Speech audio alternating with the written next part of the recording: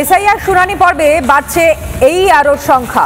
এইআরওর সংখ্যা বাড়ানোর ভাবনা মূলত ইলেকশন কমিশনের। প্রতি জেলাতেই বাড়ানো হবে এইআরওর সংখ্যা। কমিশনকে ইতিমধ্যে এইআরও সংখ্যা বৃদ্ধির প্রস্তাব দেওয়া হয়।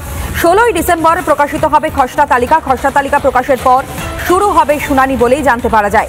আরও একবার আপনাদেরকে জানাই, এসআইআর এর শুনানি পর্বে বাড়ছে এইআরওর সংখ্যা এবং এইআরও সংখ্যা বাড়ানোর ভাবনা চিন্তা ইতিমধ্যেই নির্বাচন কমিশনের পক্ষ থেকে নেওয়া হয়েছে, যেমনটা সূত্র মারফত খবর। এবং প্রতি জেলাতেই এই সংখ্যাটা বৃদ্ধি পাবে। এইআরও সংখ্যা বৃদ্ধি পেতে চলেছে প্রতি জেলাতেই। কমিশনকে ইতিমধ্যেই এইআরও সংখ্যা বৃদ্ধির প্রস্তাব দেওয়া হয়। আর এই সংক্রান্ত বিষয় নিয়ে আরো লেটেস্ট আপডেট আমাদের সামনে তুলে ধরবে ইন্দ্রাশিস, আমার সহকর্মী আমার সঙ্গে। ইন্দ্রাশিস, একেবারে দেখো 16ই ডিসেম্বর যে খসড়া তালিকা প্রকাশ হবে এবং তার পরবর্তীতে শুনানির পর্ব কিন্তু চলবে। এসআইআর এই শুনানি পর্বে এইআরওর সংখ্যা কিন্তু বাড়ানো দাবি তোলা হয়েছে এবং সেই মর্মে একটি প্রস্তাব পাঠানো হয়েছে নির্বাচন কমিশনের কাছে।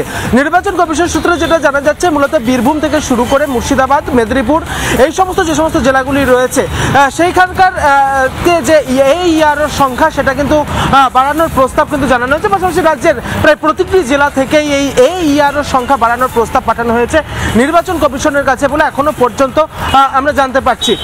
এই এনুমিনেশন ফর্ম যখন জমা নেওয়া হবে তখন সেই ক্ষেত্রে মূলত শুনানি পর্বে যে কাজটা হবে, যে এনুমিনেশন ফর্মে কোথায় কি সমস্যা রয়েছে, ঠিকানায় কোনো গলদ রয়েছে কিনা, কোনো সমস্যা রয়েছে কিনা, পাশাপাশি প্রয়োজনী নম্বর যেটা অর্থাৎ বংশানুক্রমে যারা 2002 সালে তালিকাতে যারা নেই তারা কার্যত ডাক পাবে এই শুনানি পর্বে এবং সেই সংখ্যাটা কিন্তু বেশ কিছুটা বাড়বে। এবং সেই বাড়ার ফলে যে সমস্ত এইআরওরা এই মুহূর্তে কাজ করছেন প্রতিটি জেলাতে, তাদের পক্ষে সেই শুনানি পর্বে কাজ করাটা বেশ কিছুটা সমস্যা হবে। তাদেরকে কিন্তু বেশ কিছুটা কাজে বেগ পেতে হবে।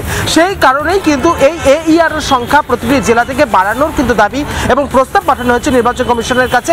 সেই প্রস্তাব কিন্তু ইতিমধ্যে কি অ্যাকসেপ্ট তারা করেন কিনা, সিইওর পক্ষ থেকে কি বার্তা যায়, এইআরওর সংখ্যা কি ভবিষ্যতে এই শুনানি পর্বের আগে বাড়ানো হয় কিনা, বা শুনানি পর্ব চলাকালীন যে সমস্যার কথা এইআরওরা জানাচ্ছেন তাদের ক্ষেত্রে কতটা বেগ পেতে হবে, কতটা বাড়তে পারে সমস্যা, সেই সমস্ত বিষয়টি কিন্তু খতিয়ে দেখা হচ্ছে।